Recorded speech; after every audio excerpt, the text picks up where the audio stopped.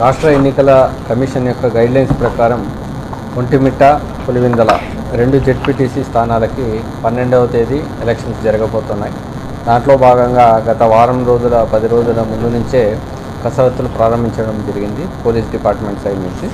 దాంట్లో భాగంగా ఎలాంటి అవాంఛనీయ సంఘటనలు జరగకుండా కట్టుదిట్టమైనటువంటి భద్రతా ఏర్పాట్లు చేయడం జరిగింది. ఒంటిమిట్ట కావచ్చు, అదేవిధంగా పులివెందుల్లో కావచ్చు ఉన్నటువంటి సమస్యాత్మకమైనటువంటి పోలింగ్ కేంద్రాల్లో ఆర్ముడ్ పికెట్స్ని ఏర్పాటు చేయడం జరిగింది. ముఖ్యంగా వెపన్ పార్టీస్ అక్కడ బందోబస్తు చేస్తాయి.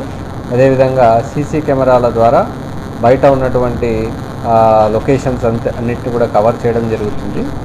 దాని తర్వాత రూట్ మొబైల్స్గా డివైడ్ చేయడం జరిగింది. ఒక ప్లేస్ నుంచి దాదాపు 5-6 పోలింగ్ బూతుల్ని కలుపుతూ రూట్ మొబైల్స్గా డివైడ్ చేసుకుంటూ ఆ రూట్లో ఉన్నటువంటి అన్ని పోలింగ్ కేంద్రాలని కవర్ చేస్తూ స్టాటిక్ సర్వేలెన్స్ టీమ్స్ ఉన్నాయి, అదేవిధంగా స్ట్రైకింగ్ ఫోర్స్ ఉన్నాయి. ఈ విధంగా టోటల్గా ఎక్కడ కూడా ఎలాంటి అవాంఛనీయ సంఘటనలు జరగకుండా మనం పటిష్టమైనటువంటి బందోబస్తు ఏర్పాటు చేయడం జరుగుతుంది. అదేవిధంగా టోటల్గా జిల్లాలో 13 బార్డర్ చెక్ పోస్టులు ఉన్నాయి. జిల్లాలోకి ఎంటర్ కావాలంటే 13 చెక్ పోస్టుల ద్వారా ఎంటర్ కావాలి.